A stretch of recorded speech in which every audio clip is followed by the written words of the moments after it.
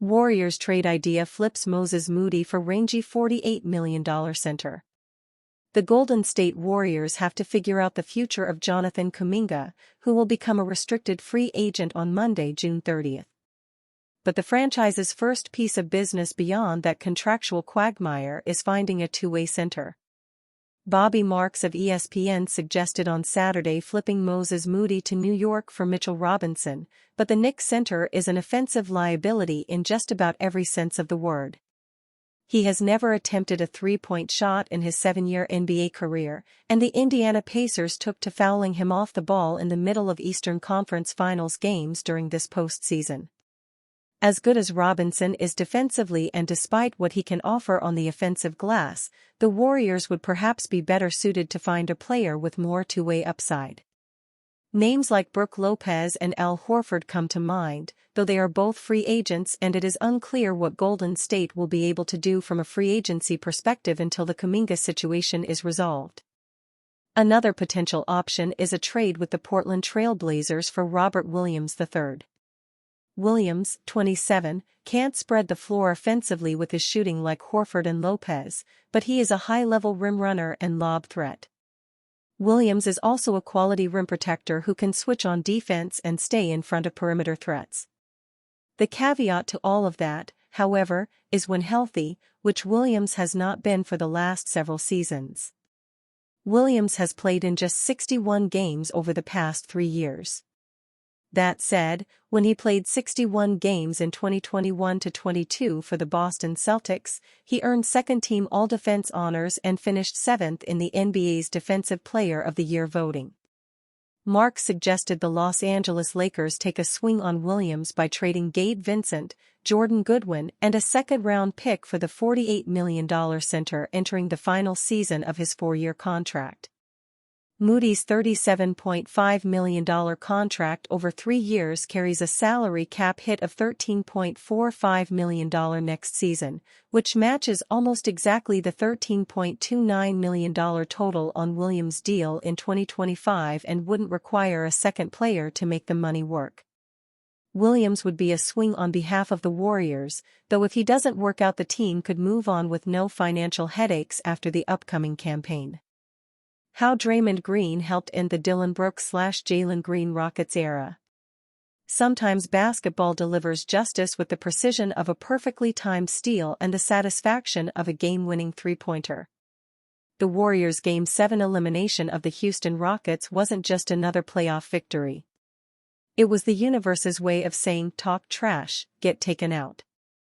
Let's set the stage for this beautiful karmic symphony.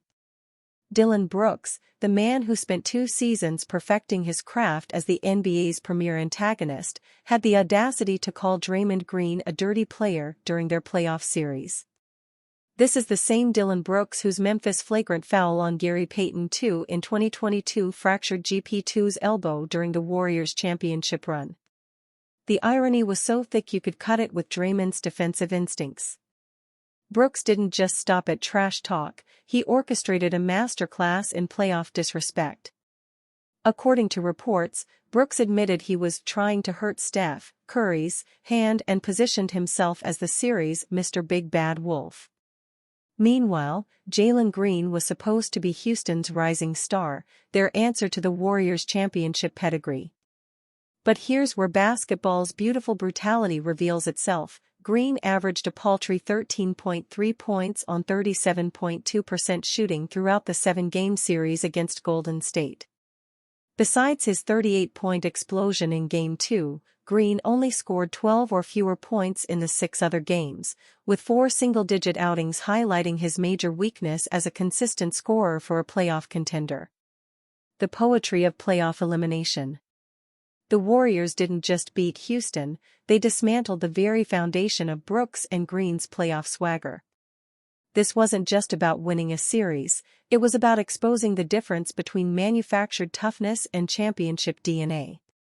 After the Warriors eliminated the Rockets, Draymond took to his podcast to call out Brooks for running off the court without acknowledging any opponents, describing him as someone who loses respect when he doesn't face the music. The most delicious part of this entire saga? The Rockets immediately traded both Brooks and Green to Phoenix in exchange for Kevin Durant, essentially admitting that their playoff performance was so disappointing they needed to completely overhaul their approach. Houston's front office looked at their Game 7 loss and decided these weren't championship-caliber players. Brooks, the self-appointed culture changer, got shipped out after 2 seasons of building that culture. Green, averaging 20.1 points per game in the regular season, proved he couldn't elevate his game when it mattered most. The Warriors exposed both players as regular season performers who crumbled under authentic playoff pressure. The Warriors didn't just win Game 7, they provided a clinic in how championship teams handle disrespect. They let their basketball do the talking, eliminated the noisemakers, and sent a clear message throughout the league: respect is earned through rings, not through running your mouth. Brooks and Green learned the hardest lesson in professional sports: you can't fake championship mentality, and you certainly can't disrespect champions without facing the consequences. The Warriors sent them packing, and Houston's front office immediately hit the reset button. NBA rumors: Warriors to exercise Quinton Post-Santos team contract options. The Warriors will exercise their team options on former second-round draft picks Quinton Post and Santos for the 2025-26 NBA season, The Athletic's Anthony Slater reported Sunday, citing a source. Both Santos and Post found consistent minutes with Golden State this past season, as Santos played more than 13 minutes per game at forward for the Warriors and Post played just over 16 minutes at center. The Warriors selected Santos in the second round of the 2022 NBA draft before joining the G League Santa Cruz Warriors. He averaged 14.3 points per game with the developmental team during his 2 years there. In 2023-24, Santos split time between Santa Cruz and Golden State before getting a full season with the NBA squad. The 23-year-old Brazilian played 56 games with the Warriors in 2024-25 and averaged 4.1 points and 3.1 rebounds per game. Santos will cost the Warriors about $2.2 million in 2025-26, with $225,000 being guaranteed on September 25 and the entirety being guaranteed on January 10, 2026, according to Spotrac. As for the 7-foot center Post, he also was taken by the Warriors in the second round, but of the 2024 NBA draft. The Boston College product played 42 games for Golden State in 2024-25 and made 14 starts while averaging 8.1 points per game and 3.5 rebounds per game. Post's ability to stretch the floor was incredibly beneficial for the Warriors as the big man shot better than 40% from three-point range. The 25-year-old will cost the Warriors $1.9 million this upcoming season. While the Warriors have some question marks still ahead in NBA free agency, reportedly exercising Santos and Post likely was an easy decision given the cost and the fact that both provided good minutes for coach Steve Kerr's team last season. Warriors emerge as favorites to land former number 1 pick. The Golden State Warriors have officially entered the Deandre Ayton sweepstakes, and they're not just in the mix. They're the favorites. According to betting odds from Bovada, the Warriors are listed at plus 235 to sign Ayton following his sudden buyout from the Portland Trail Blazers. They're ahead of the Lakers, plus 350, Suns, plus 400, and Raptors, plus 450, in the race for the former number 1 overall pick. Ayton becomes free agent after surprise buyout. Ayton's availability caught the league off guard. On Saturday, Shams Charania of The Athletic reported that Ayton and the Blazers were finalizing a contract buyout, making the 26-year-old center an unrestricted free agent. It's a fresh start for Ayton, who had struggled to find his footing in Portland's crowded frontcourt. Shams noted the move gives him a chance at a fresh opportunity elsewhere, perhaps with a playoff-caliber team like Golden State. Warriors could roll the dice on talent. Golden State isn't exactly known for adapting to traditional big men.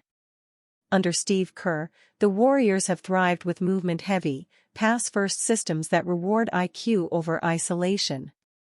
but the 2024-25 season exposed cracks in the foundation. Draymond Green remains the heartbeat of Golden State's defense, but at 35, asking him to play small ball 5 full-time takes a toll. It wears him down. It invites injury. Adding Ayton wouldn't just fill a positional need. It would protect Green. Let him pick his spots. Conserve his energy. And in doing so, extend the life of the Warriors' core. Ayton may not fit the mold of a classic Warriors big, but he brings something Golden State hasn't had in years, a physically gifted center who could grow into the system. Fit with Curry and Butler? Ayton's ability to command attention inside could create space for Stephen Curry and Jimmy Butler, Golden State's new Batman and Robin, who powered the team to the second round last season. No, Ayton isn't a classic read and react big.